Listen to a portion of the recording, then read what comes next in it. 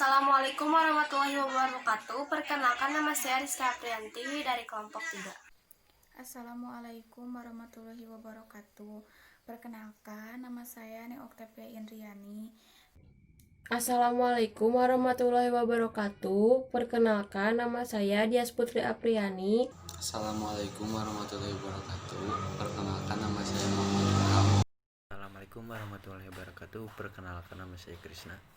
Perkenalkan, nama saya Mutiara Rahma Auna Nauri. Assalamualaikum warahmatullahi wabarakatuh. Nama saya Dapa Oktaviansah. Assalamualaikum warahmatullahi wabarakatuh. Perkenalkan, nama saya Siti Nuraini. Saya akan menjelaskan tentang suspensi. Suspensi dalam ilmu kimia adalah campuran fluida yang mengandung partikel padat, atau dengan kata lain, campuran heterogen dari zat cair dan zat padat yang dilarutkan dalam zat cair tersebut. Partikel padat dalam sistem suspensi umumnya lebih besar dari 1 mikrometer, sehingga cukup besar untuk memungkinkan terjadinya sedimentasi. Latar belakang suspensi. Suspensi adalah perepatan yang mengandung partikel obat yang terbagi secara halus.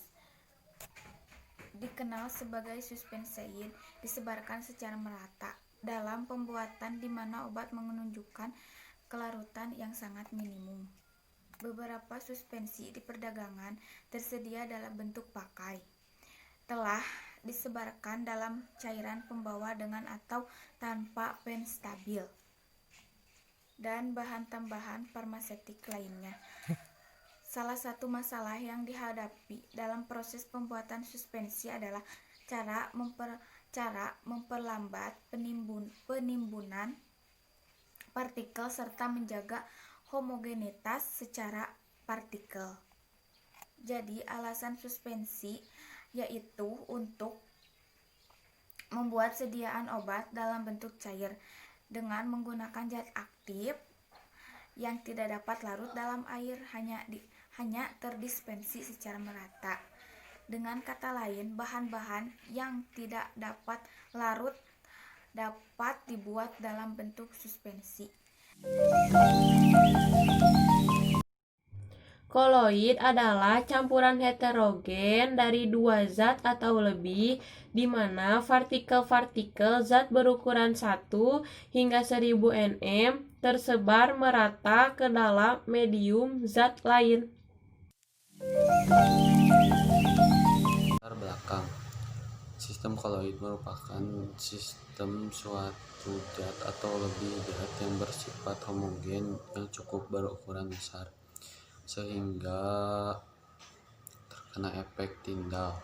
Bersifat homogen berarti partikel terdispersi tidak terpengaruh oleh gaya gravitasi atau gaya lain yang dikenakan kepadanya, sehingga tidak terjadi pengendapan. Misalnya, sifat homogen ini juga dimiliki oleh larutan, namun tidak dimiliki oleh larutan campuran biasa atau suspensi. Koloid mudah dijumpai di mana-mana. Contoh koloid yang ada di kehidupan sehari-hari seperti susu, agar-agar, tinta, sampo, dan awan juga merupakan contoh koloid yang dapat kita jumpai sehari-hari. Sitoplasma dalam sel juga merupakan sistem koloid kimia koloid yang menjadi kajian tersendiri dalam kimia industri karena kepentingannya. Efek Tyndall. Efek Tyndall adalah gejala penghamburan berkas sinar atau cahaya oleh partikel-partikel koloid. Hal ini disebabkan karena ukuran molekul koloid yang cukup besar. Efek Tyndall ditemukan oleh John Tyndall, seorang ahli fisikawan Inggris. Brown adalah gerakan terus-menerus dari suatu partikel zat cair ataupun gas. Artinya partikel ini tidak pernah dalam keadaan stasioner atau sepenuhnya diam. Hal ini pertama kali dibuktikan dan diteruskan oleh Robert Brown seorang botanis Skotlandia pada tahun 1827. Prinsip gerak ini mudah sekali. Brown mengamati beberapa partikel dengan mikroskop dan dia menemukan bahwa pergerakan terus-menerus dan partikel-partikel kecil tersebut makin lama makin cepat bila temperaturnya makin tinggi. Adsorpsi. Adsorpsi merupakan salah satu kemampuan dari koloid untuk menyerap ion dan muatan pada permukaannya. Kemampuan menyerap ini menyebabkan permukaan ion menjadi bermuatan. Kemudian koagulasi. Koagulasi adalah pengumpalan partikel koloid karena penambahan suatu elektrolit atau pelucuran muatan molekul partikel koloid.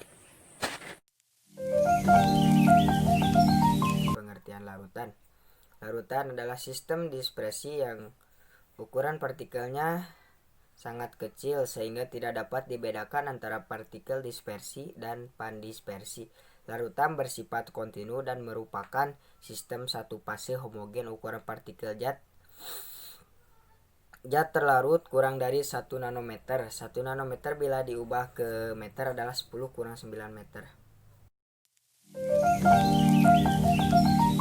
Larutan berperan penting dalam kehidupan sehari-hari. Di alam, kebanyakan reaksi berlangsung di dalam larutan air. Tubuh manusia menyerap vitamin, mineral, dan makanan dalam bentuk larutan.